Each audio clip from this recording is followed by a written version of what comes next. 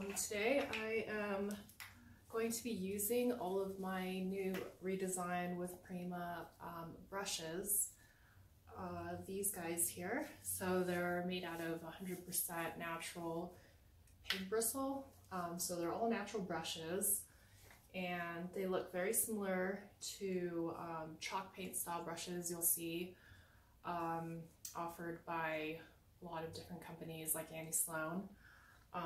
It has like the round shape, flat surface, so good for stenciling and doing a stabbing technique, as they call it. This is really a term, it's called stabbing.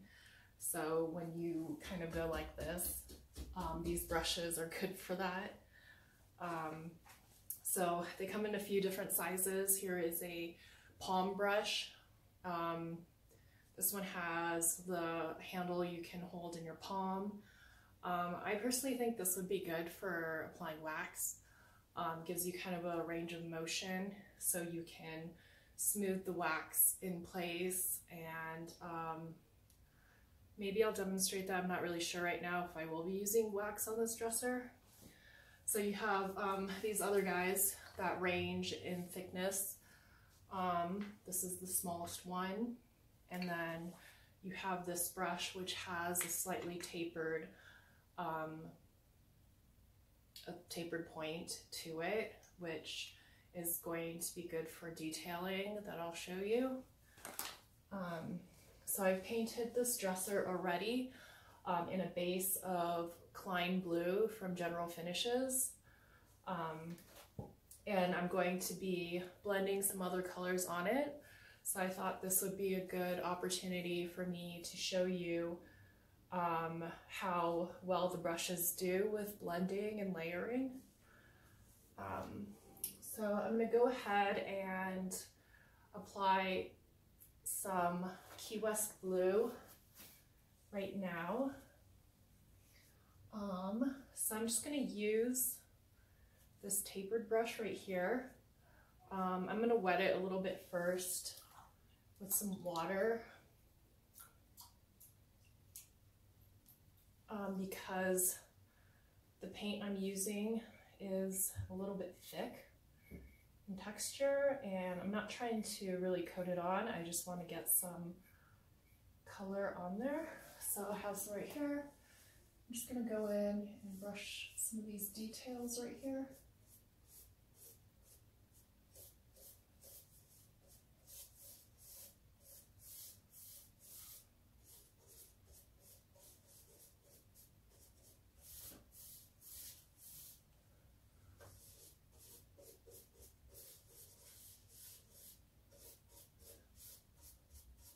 So you can see it does a really good job of getting into these details right here.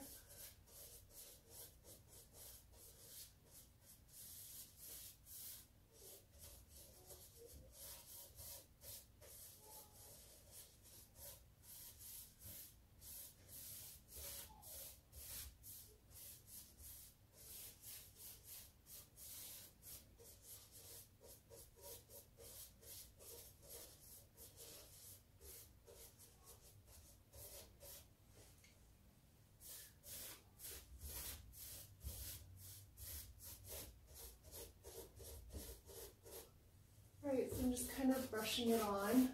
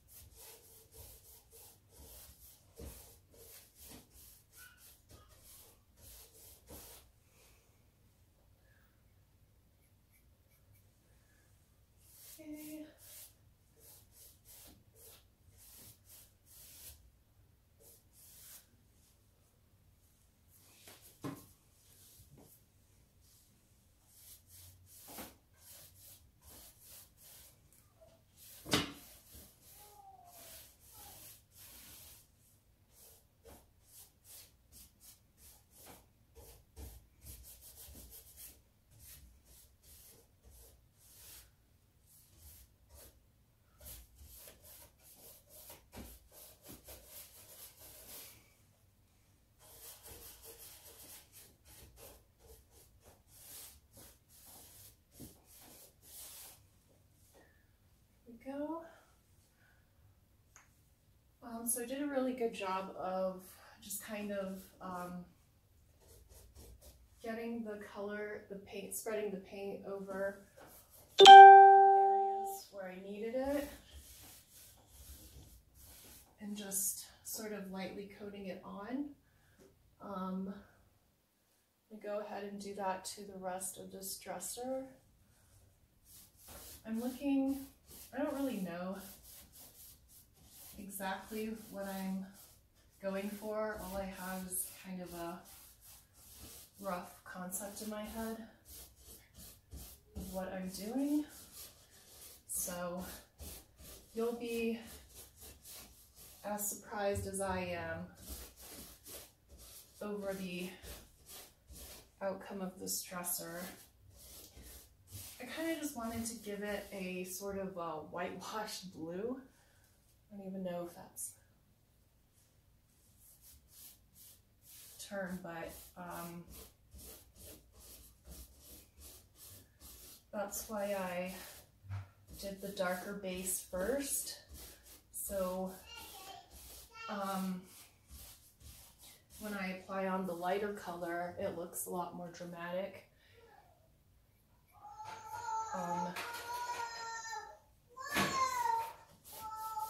Light stands out against dark easier than vice versa. So, you know, I'm kind of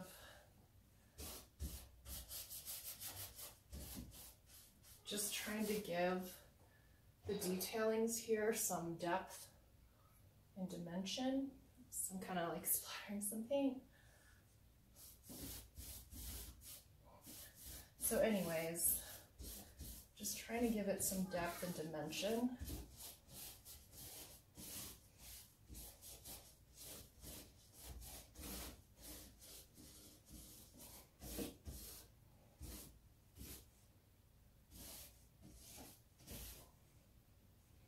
I'll wet my brush again.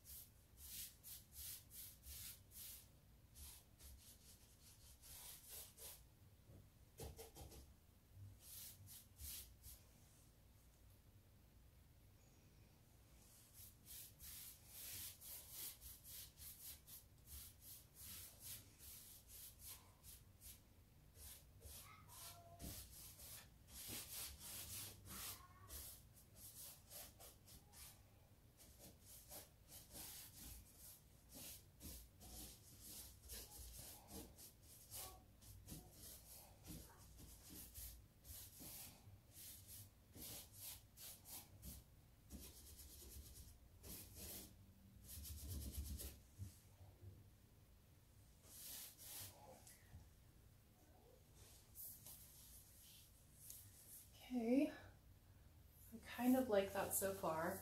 Now I'm going to use this medium-sized one with the flat end. Just gonna wet that down a little bit. And I'm gonna apply some of this patina green in.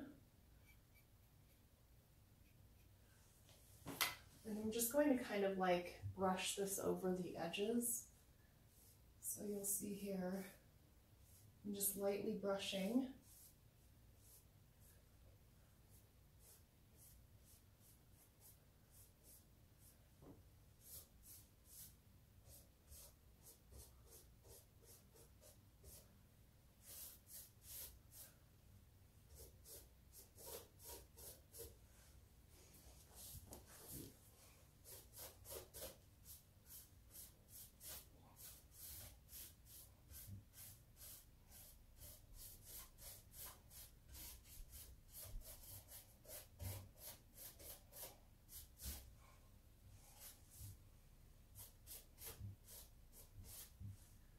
Right.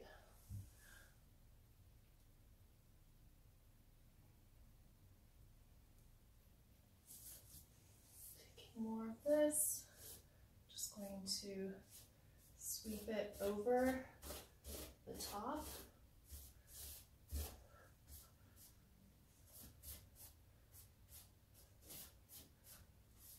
Kind of is how patina looks like anyways.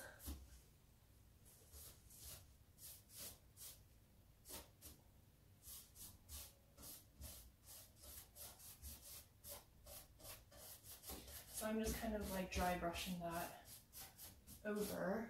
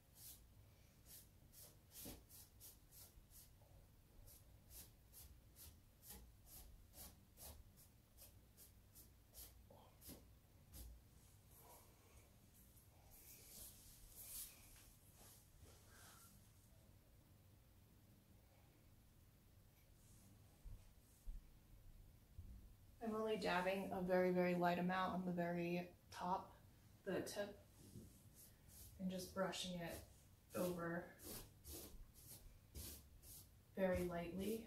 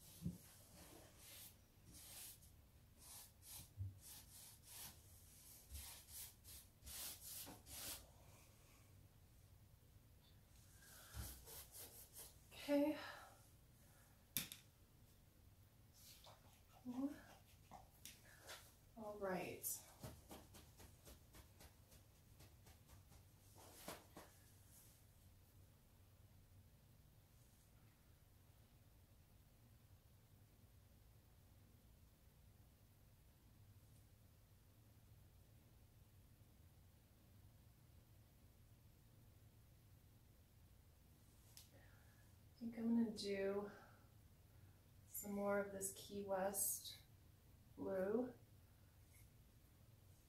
with the biggest brush. And I'm just going to go over everything to make it more blended. So here we go.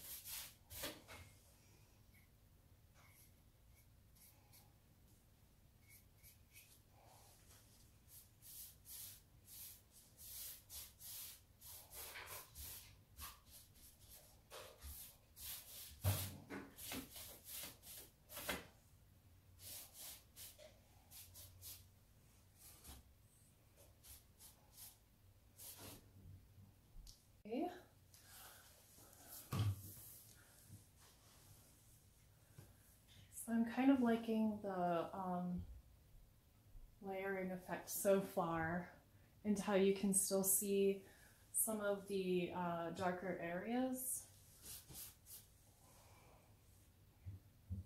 And you can see you don't need to use a lot of paint with these brushes. They pick up a lot of paint and cover a lot of surface area, so you're not just soaking up paint and constantly dipping it back in. It really does pick up a lot of paint.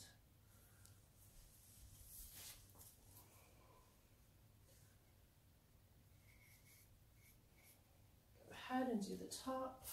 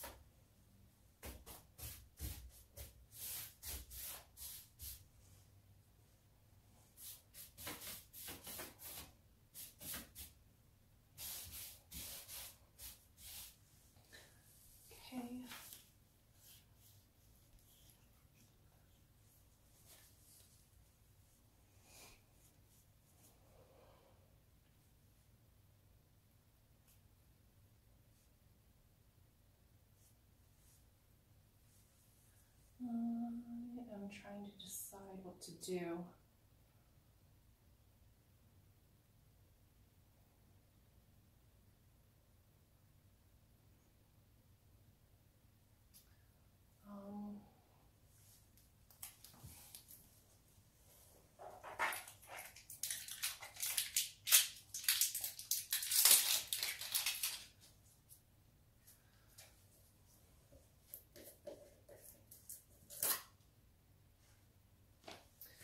Alright, so I have this kind of like burnt umber color from Dixie Belle. It's called Terracotta.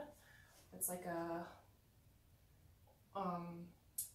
dusky orange color, and I was thinking about brushing it on, but I wasn't sure of how I would like it, but I think I'm going to do it now. So I'm going to use the smallest brush, and I'm just going to kind of dab a little bit of it on the very tip. I'm not going to do a lot. And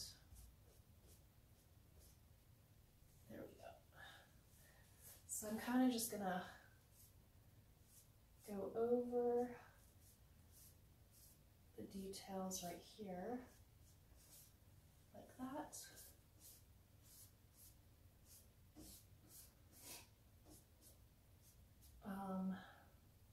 So I kind of just want it as like a little bit of an accent color. So when I'm painting, there's really no plan in my mind that's really concrete. I kind of just go with however I'm feeling.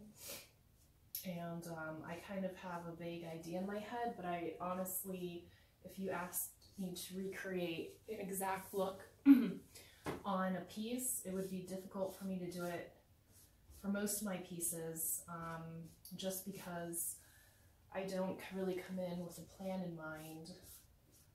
It's all just a very organic process for me.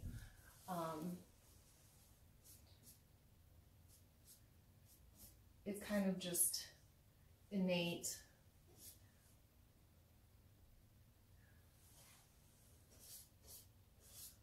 So I'm kind of digging this terracotta color. I've been wanting to do a orange piece, but I haven't done one yet. I don't know why. I guess I just gravitate more towards blues and greens naturally. So, but I'm really trying to experiment more and use colors that I normally wouldn't be drawn towards.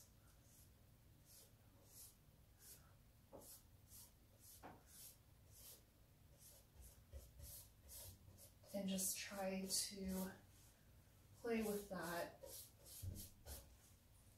So this is my baby step towards using orange eventually. I will do it. We will get there.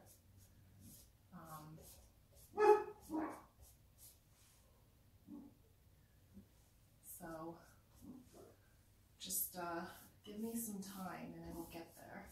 So you can see these brushes, you know, you want all sizes for brushes because they're your tools.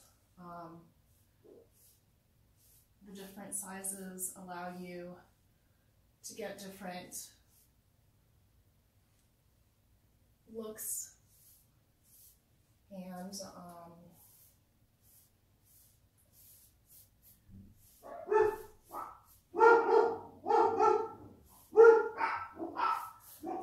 I'm kind of really liking this.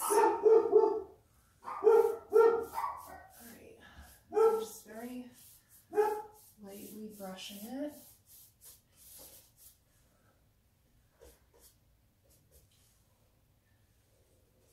I think it's a really nice contrast.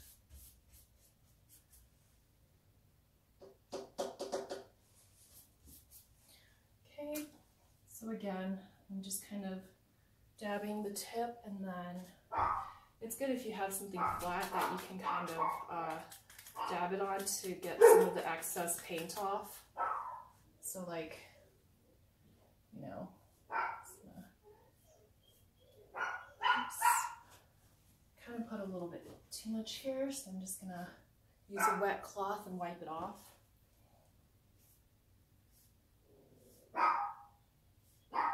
Paint is very forgiving. I don't think you can really mess up when you're painting. You can always go back and cover it up. You know, it's not a very calculated thing.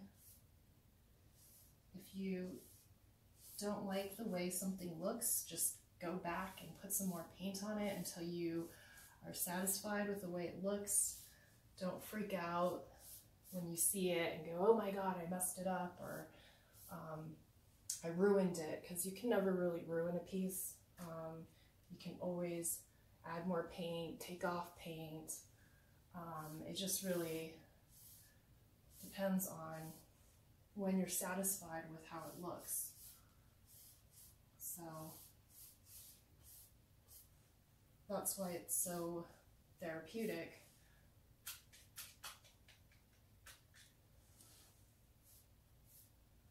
I'm just brushing this orange on very lightly. I'm just doing, you know, a little bit at a time.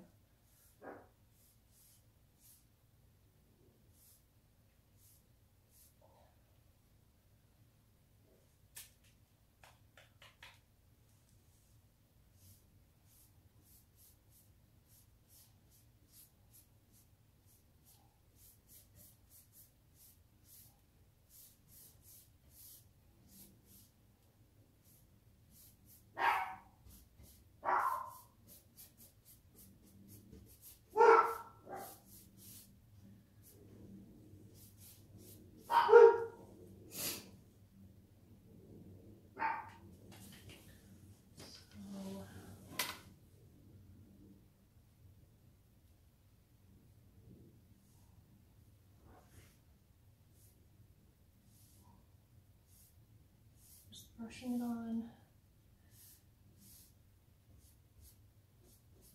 really lightly, and then I'm just going to wipe it off if it looks too thick, like this. Don't want it on thick at all. I just want it like lightly sun-kissed.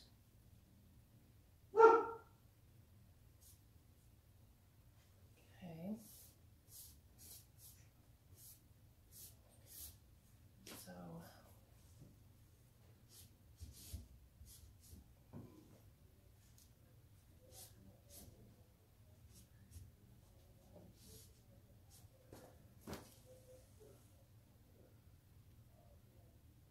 all right. I think I'm actually pretty satisfied right now. I'm gonna brush in a couple more areas on the side.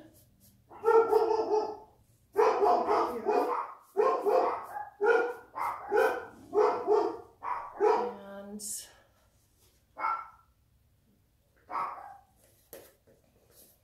I think I'm gonna leave it at that.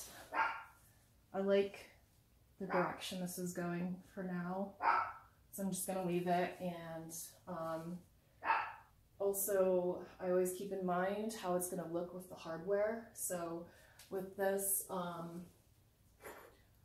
have these little drop shaped pulls, finger pulls. I haven't decided what color I want them to be yet. So, you know, that's something I always have to take into mind, because it's never quite finished until you put the hardware on, and then it kind of like ties in how everything looks.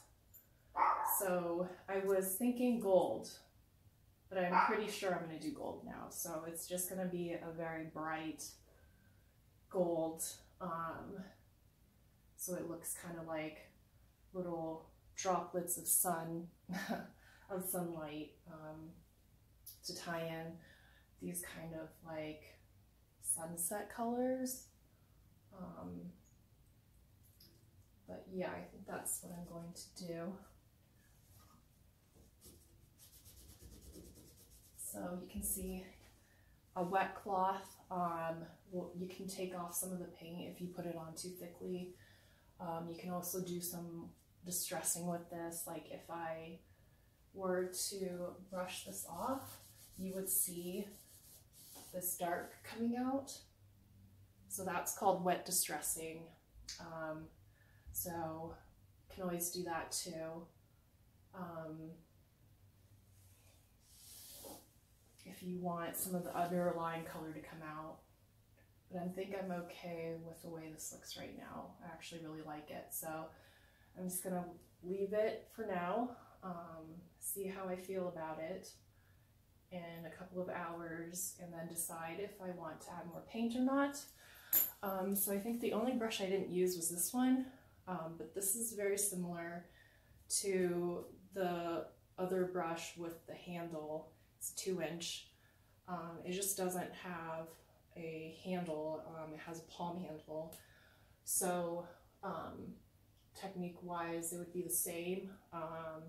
Like I said, I think this would be best suited for waxing, applying wax or applying some sort of glaze or finish, just because you can twist your wrist around to get the most area, you know, like so.